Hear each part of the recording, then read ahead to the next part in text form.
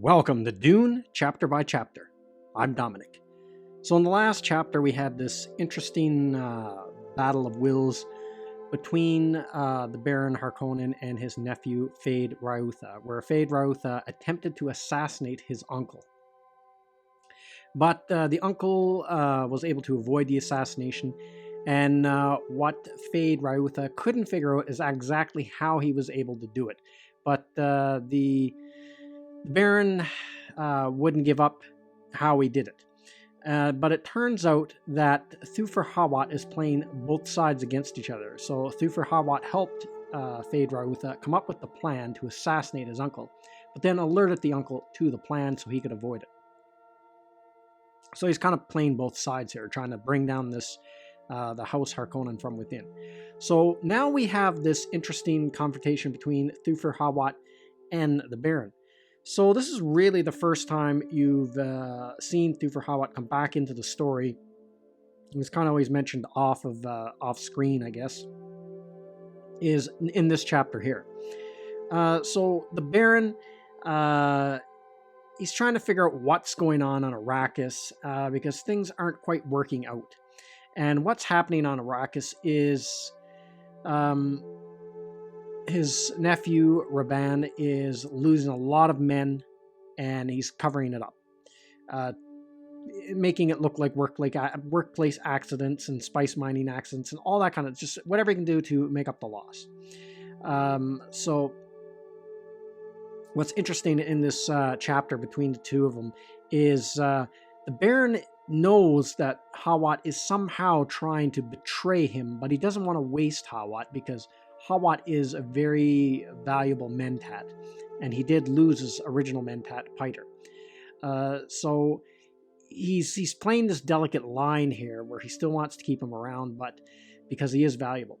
And we get to see some of the value in this chapter that Thufir Hawat somehow trying to destroy the Baron, and he says it right at the beginning of the chapter, that the Baron, of all the people he had ever met in his life, the Baron was the most grotesque pig he ever had to deal with.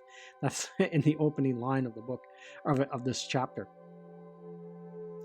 So they're discussing, and he's trying to get out of Thufir Hawat, more information about Arrakis, what's happening there. Also, Thufir Hawat kind of reveals something to the Baron, and that's why did the Emperor even help him in the first place? And that's kind of interesting. And what is the true nature of Seleucia Secundus?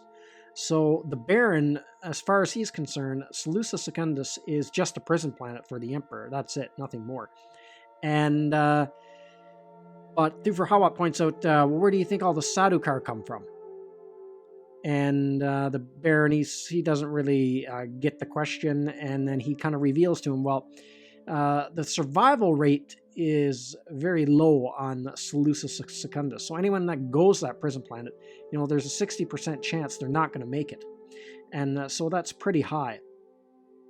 So the planet is so inhospitable, a lot like Arrakis, that only the most fiercest ones, the strongest ones, are going to live. And the ones that do survive, those are the ones that are taken and trained into Sardaukar. So that's the secret of the Emperor's prison planet that the Baron is unaware of. And so he also puts forth to the Baron, why do you think the Emperor helped you? Like, what was the reason? Why do you think he just did it?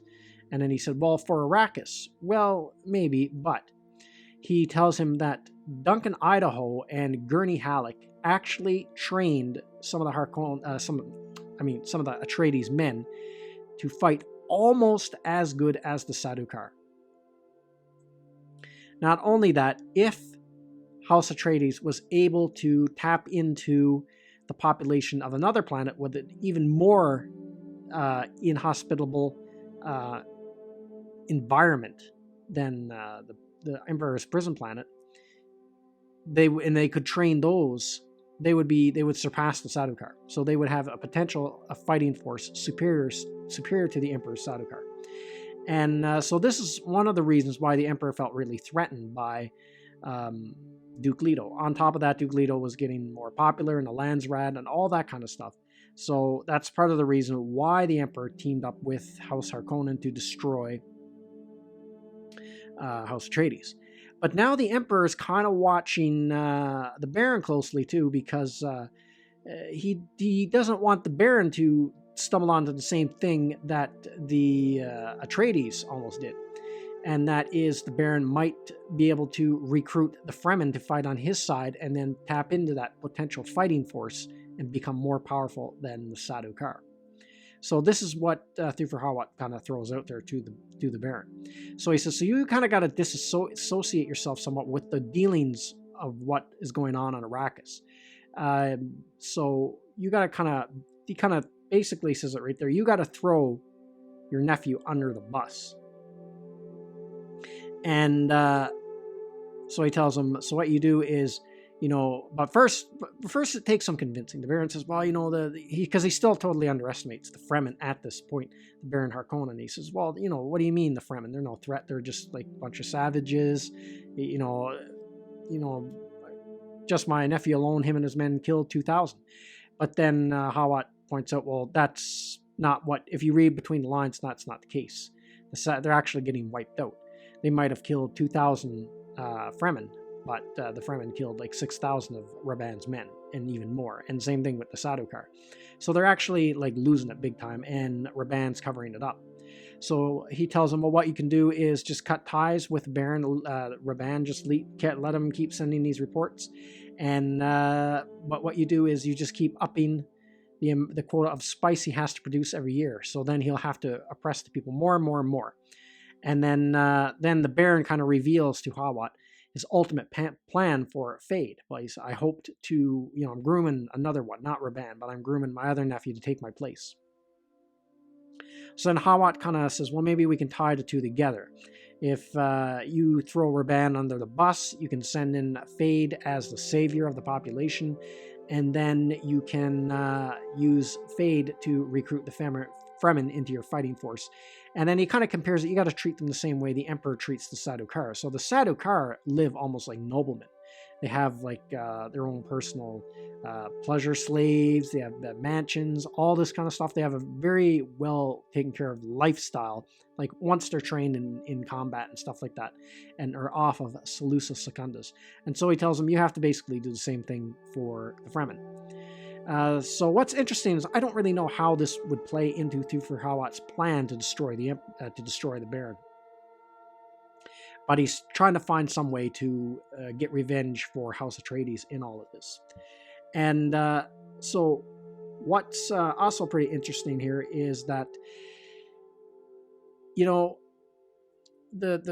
Hawat realizes that, he says to himself, maybe it was a mistake for me to tell the Baron to ignore the Fremen religion and let them have their religion, because now all of a sudden all these losses that are happening on Arrakis, that they're losing out to the Fremen, this is all because of the new religious leader they have, this new religion that has sprung up around Muad'Dib. And at this point, nobody knows who Muad'Dib is. Nobody knows that Muad'Dib is actually Paul Atreides, not even Thufir Hawat. But what's interesting is he's secretly getting reports from Gurney Halleck, and Gurney Halleck is hiding on Dune. And even still, Hawat thinks that Lady Jessica was responsible for the destruction of House Atreides, and she was the traitor. He's still not aware that it was actually,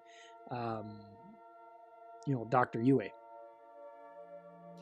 And what's also interesting is the reports he's getting from Gurney Halleck and stuff like that, and what he's hearing from Rabban is that the Fremen are employing these tactics against the Harkonnen that are very Atreides-like. So he says it's very suspicious. So he starts wondering, is Duncan Idaho still alive? Could he still be there? And then he also points out to the Baron that, this part, he doesn't reveal that to the Baron, but he also points out to the Baron that he's gravely underestimating the population of the Fremen on Arrakis.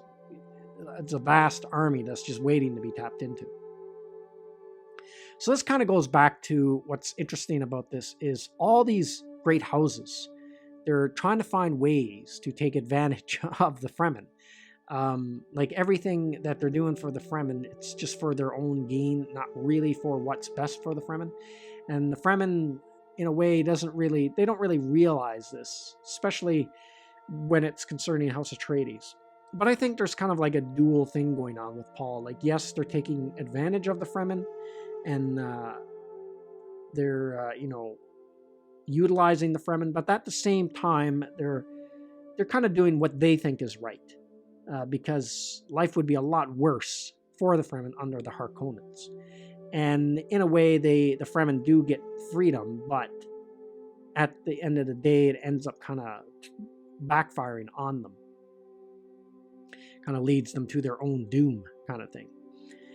And so that's what's interesting, is now we hear about all these losses. And this is another thing I wanted to touch on about Frank Herbert's writing in this, is a lot of the action happens off screen or off camera. I don't know how else to describe it. That he doesn't show you all the action directly. A lot of the action in this book you hear about while other characters are interacting. Like, this is a perfect example. Like, if this is more a modern day book, they would probably throw in a few chapters of battle engagements between the forces of Muad'Dib and the Harkonnens. Where there's all these battles been going on, but you don't see any of them, but you just hear about them from other characters. Like in this chapter, you hear about all the losses that they're suffering at the hands of the Fremen and their new leader, Muad'Dib, but they don't actually show it. And that's something that happens a lot in this book, and it's something that, if you read the book and you go watch all the movies and miniseries and all that, you kind of forget that the book doesn't actually show all this action, which in the films, and they usually show it. They usually show some skirmishes and stuff like that. So that's what I always find interesting about Frank Herbert's writing. But then in a way, it's kind of an interesting thing, because as you read it, then it's kind of like creates in your mind, you imagine these battles in your mind, and you can make them as epic as you want them to be. So it's kind of like when I was a kid and I watched the original Star Wars movies. And this was years before the prequels had come out or anything like that. And at that point in time, just after like the late 80s and stuff, like the prequels, that was all still just kind of up in the air rumors. Someday they might do them. So you would hear Vader and Obi-Wan Kenobi and all those characters talk about the Clone Wars and what had happened in the past. So you would kind of create those events in your own mind. So your mind would fill it in. The backstory. So you would imagine what that time period was like, what Vader was like, and Obi-Wan in their final battle, all that. You would just imagine it in your mind, because you had no other reference, because the prequels weren't made yet. And then the prequels came along and kind of ruined that. You kind of ruined what you had imagined, because what you imagine is always more epic than what they could put on screen. So this is a really good chapter, and it really gets into the backstabbing politics of the cutthroat way the houses are. Like, each house is always looking to... Now, the Emperor has helped the Harkonnen destroy the House Atreides, but the Emperor is also keeping very close tabs on the Harkonnens, making sure they don't step out of line, and if they do, they'll be destroyed as well. And now the Baron has to watch his back now, because he made this pact with the Emperor, but at the same time, he really has to watch his back. Now he's got all these problems on Arrakis and things like that. So just a really good chapter. I like this chapter, the dueling of these two minds, Thufir Hawat against the Baron Harkonnen.